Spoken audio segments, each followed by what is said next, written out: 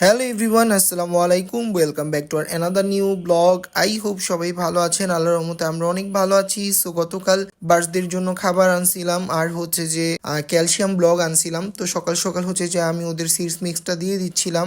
আর এই যে এই ক্যালসিয়াম ব্লগটা আনছি, সো এইটা হচ্ছে যে ওদেরকে যে এখন দিয়ে দিব আমি।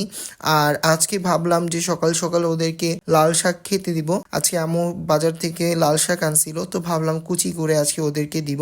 ওরা সব টাইপেরই শাক পছন্দ করে। আর শীতের দিনে আমি পালং শাকটা কম দিই, হাতের কাছে যেই শাকটা পাই ওটাই আমি দেওয়ার ট্রাই করি আমার পাখিদেরকে। ওরা বেশি পছন্দ করে কলমি শাক, লাল শাকটাও পছন্দ করে।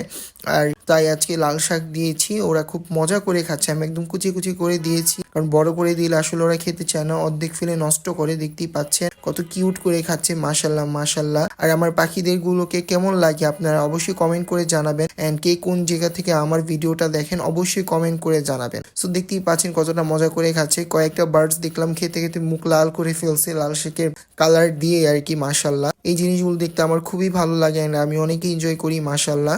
সবাই আমার বার্ডদের জন্য অ্যান্ড আমার ক্যাটদের জন্য দোয়া করবেন। আজকে এতটুকুই, টাটা।